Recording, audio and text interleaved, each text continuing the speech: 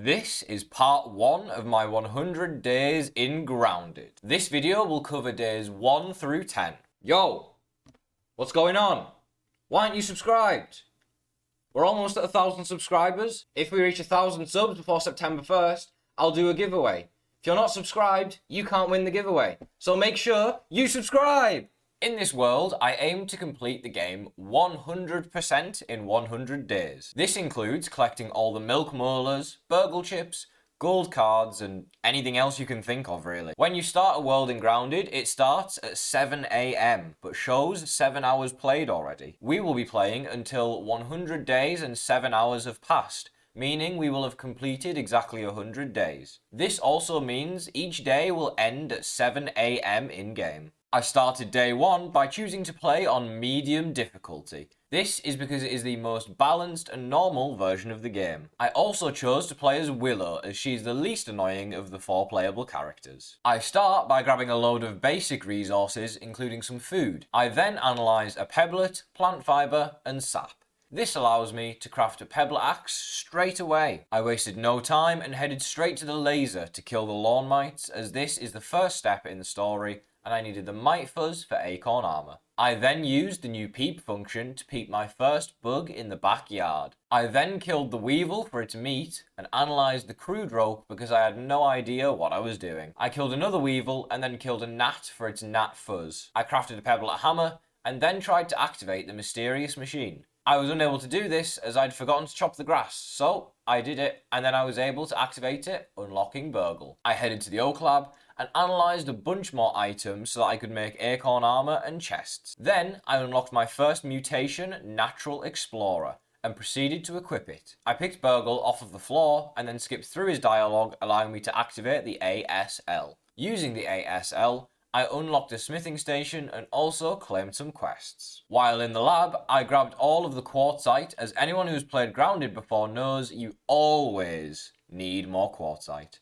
I then analysed some more items before killing another weevil. I made myself a workbench, as well as a lean-to and a chest. This is the place I usually build my base, but this is only a temporary base. We will upgrade as the days go on. I then made a smithing station and a water container. I placed the water container under a juice box, as if you do this, it automatically collects the juice for you. I then slept away the night to avoid any wolf spiders. I made a shovel and used it to dig up and kill some grubs. When I got home, I caught an ant searching through my chest and swiftly punished him for his actions. Day 2. I killed another weevil and then analysed a grass plank and some weevil meat. This unlocked the wall blueprints, and so I began to build a wall around my base to prevent any more ants stealing from me. I headed to a nearby field station and picked up a tape, as well as some notes. Then I also found some raw science nearby. I made another chest for additional storage and then finally crafted myself a set of acorn armor.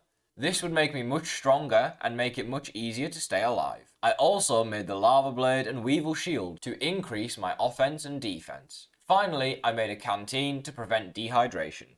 I made a grinder and used it to begin upgrading my armor. With my new tools, I decided to try and take on a ladybug, but this would prove much harder than I thought.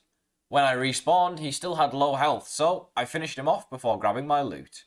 I used the quartzite we had gathered earlier to upgrade the lava blade before sleeping again to avoid wolf spiders. I found another tape on the floor of a field station.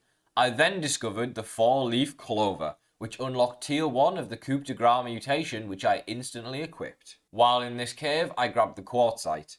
On the way out, I was able to grab our first scabby, Chubb's series. I gathered some clay and then headed to the Hedge. I grabbed some items from the field station before going deeper. Day 3. I picked up some more raw science, as well as some granola bars. There was also some more notes and another scabby in this room. Next, I broke some web sacks to get some bug parts for tier 2 tools later on. I got another scabby and a bunch more bug parts from the web sacks. I picked up some more raw science and broke a few more web sacks, finally making it to the Hedge lab. I grabbed the first 3 parts of the password. I grabbed some more raw science and then picked up the final piece of the password. I pillaged the storage room for its silk rope and then grabbed some more raw science before heading to the computer and inputting the password, unlocking the Hedge super chip and allowing me to turn on the scanners around the map.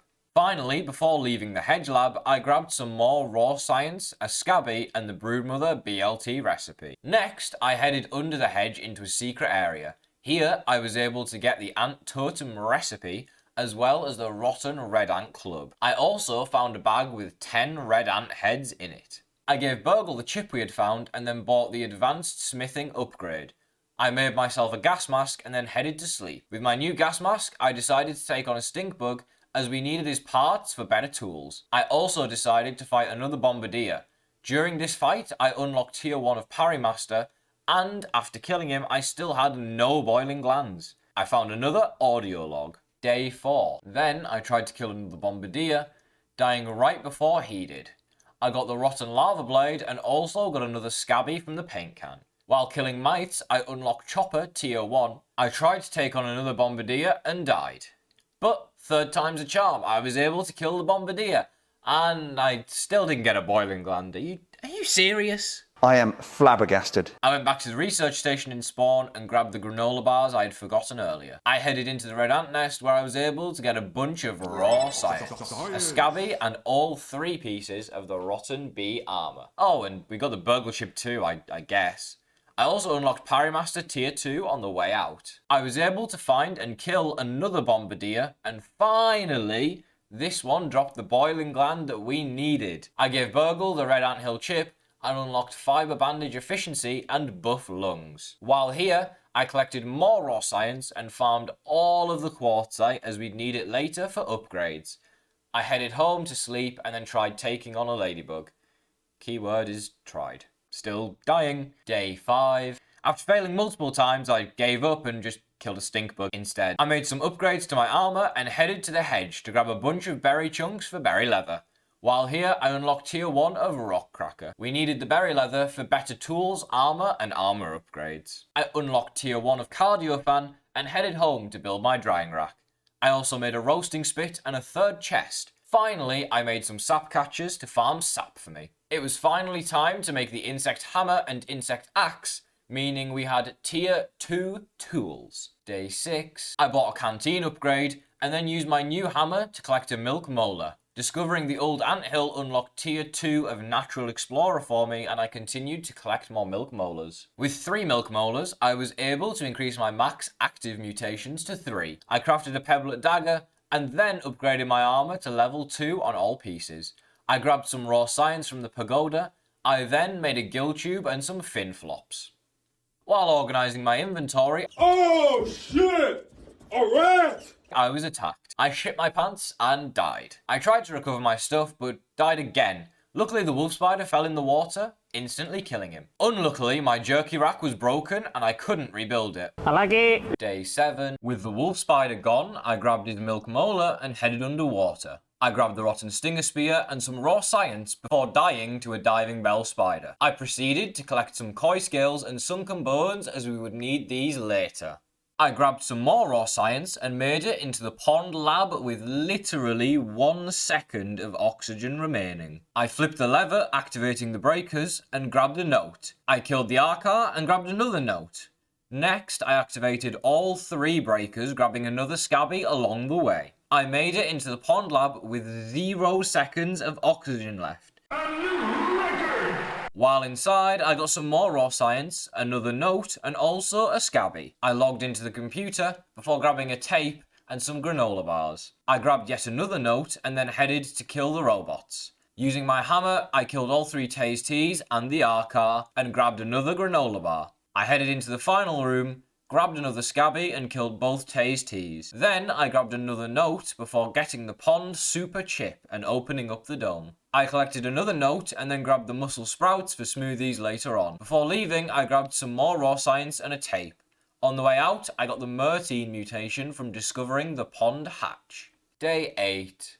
I found another scabby underwater and then headed for the secret cave. I swam to the end and grabbed the mossy key and used it to unlock the chest, allowing me to get a mega milk molar and the sunken outpost chip. I gave Burgle both of the chips and used the Mega Milk Molar to increase my max consumable size. After being attacked by a wolf spider earlier, I was scared living in my tiny house. So, it's time to upgrade. Day 9. I started off by building a giant clover ramp up off of one of the tree roots. Then I expanded it with some clover flat roofs, as these are the cheapest floors to build.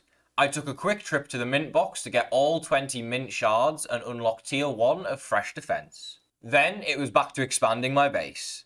Tier 2 of fresh defense was unlocked, then back to expanding the base again. Day 10. I grabbed some raw science and built a trail marker for a burgle quest.